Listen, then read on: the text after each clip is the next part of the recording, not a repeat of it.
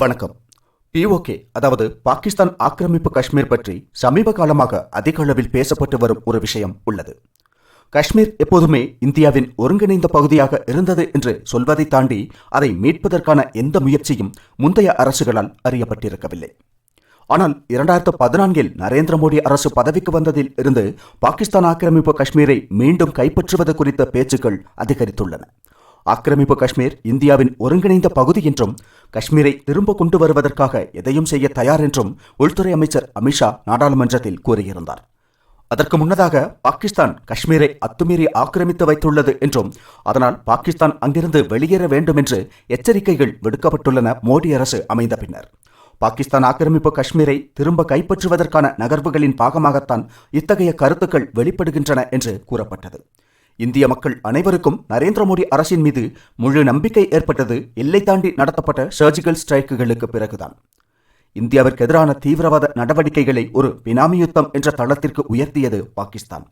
அவ்வாறு இந்தியாவிற்கு எதிராக தீவிரவாதிகளை பயன்படுத்தி பாகிஸ்தான் நடத்தி வந்த மறைமுக போருக்கு தக்க பதிலடி கொடுக்கப்பட்டது 2014 பிறகுதான்.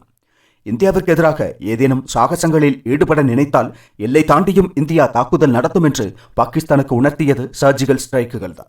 அதிலிருந்துதான் பாகிஸ்தான் எல்லையில் அமைதியை நிலைநாட்டவும் எல்லையில் தீவிரவாதிகளின் ஊடுருவலை தடுக்கவும் செய்து வருகிறது மத்திய அரசு. ஜம்மு காஷ்மீருக்கு சிறப்பு அந்தஸ்து வழங்கிய 370வது சட்டப்பிரிவை ரத்து செய்து அதன் மூலம் காஷ்மீர் மக்களின் வாழ்க்கை தரத்தை உயர்த்தவும் அங்கு இயல்பு வாழ்க்கையை திரும்ப கொண்டு வரவும் அந்த நிலப்பரப்பை வளர்ச்சி பாதையில் முடுக்கிவிடவும் செய்துள்ளது அரசு. அதைத் தொடர்ந்துதான் பாகிஸ்தான் ஆக்கிரமிப்பு காஷ்மீரை இந்தியா திரும்ப கைப்பற்றும் என்ற அச்சம் பாகிஸ்தானுக்கும் ஏற்பட்டுள்ளது. பாகிஸ்தான் ஆக்கிரமிப்பு காஷ்மீரை ராணுவ நடவடிக்கையின் மூலம் கைப்பற்றுவதென்று முடிவு செய்தால் சில மணி நேரங்களுக்குள் கைப்பற்ற தயார் என்று இந்திய ராணுவத்தின் உயர் அதிகாரிகள் பல நேரங்களில் கூறியுள்ளார்கள். அரசின் அனுமதிக்காகத்தான் காத்திருப்பதாக ராணுவம் கூறியுள்ளது. எவ்வாறு பாகிஸ்தான் ஆக்கிரமிப்பு காஷ்மீரை இந்தியா கைப்பற்றும் என்பது குறித்து பல்வேறு விதமான பேச்சுக்கள் நடந்துள்ளன. இந்நிலையில்தான் மத்திய அரசுக்கு அத்தகைய எண்ணம் இருப்பதை வெளிப்படுத்தும் விதமாக பேசியுள்ளார் பாதுகாப்புத்துறை அமைச்சர் ராஜ்நாத் சிங். பாகிஸ்தான் ஆக்கிரமிப்பு காஷ்மீர் இந்தியாவின் ஒருங்கிணைந்த பகுதியாகும். தீவிரவாதிகளின் கூடாரமாக இருந்த ஒரு மாநிலமான ஜம்மு காஷ்மீரை இயல்பு நிலைக்கு கொண்டுவர மோடி அரசினால் இப்போது முடிந்துள்ளது.